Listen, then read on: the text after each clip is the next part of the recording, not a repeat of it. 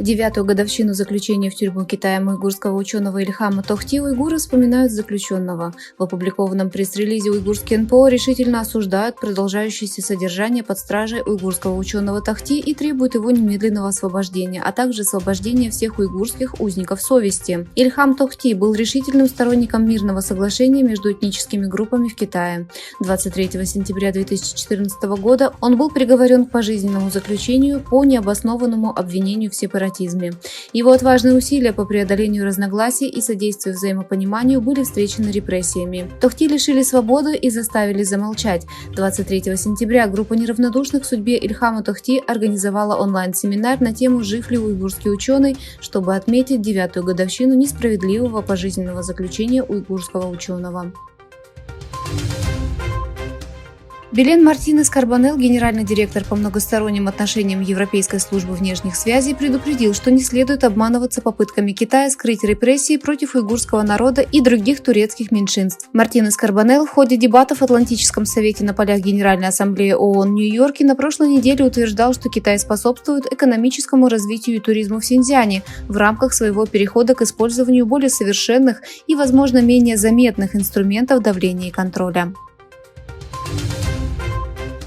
В Стамбуле состоялся 6-й юбилейный симпозиум с участием лидеров диаспоры Восточного Туркестана из различных стран мира, политиков из Турции и из-за рубежа, парламентариев и представителей различных организаций. Совет национального единства Восточного Туркестана завершился трехдневными интенсивными консультациями, переговорами и семинарами. По словам китайского экономиста Хао Хуна, по мере того, как урбанизация в Китае подходит к концу, остановка городской миграции может еще больше повредить и без того проблемному сектору недвижимости. Исправление сектора недвижимости может стать задачей, которая займет у нас несколько лет, даже десятилетия, сказал Хао Хун, главный экономист Grow Investment. Мы построили много жилья для китайцев. Кроме того, процесс урбанизации в Китае, который очень быстро продвигался в последние 10 лет, также заходит в тупик, добавил Хонг. Представители береговой охраны Филиппин объявили, что барьерные сети, установленные Китаем в спорных водах в Южно-Китайском море, были разрезаны и удалены на том основании, что они предоставляют опасность и препятствуют рыболовству.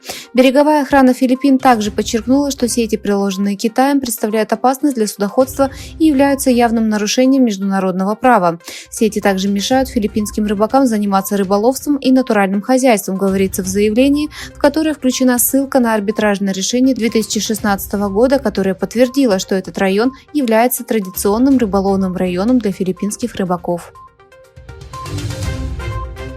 В письменном заявлении Госдепартамента США указывается, что между США и Польшей подписано соглашение о прямом кредите на сумму $2 миллиарда, подчеркивая, что безопасность Польши, верного союзника Соединенных Штатов, жизненно важна для коллективной обороны восточного фланга НАТО. В заявлении указывалось на решимость Польши укреплять региональную безопасность за счет оборонных инвестиций, которые играют центральную роль в доставке международной помощи соседней Украине.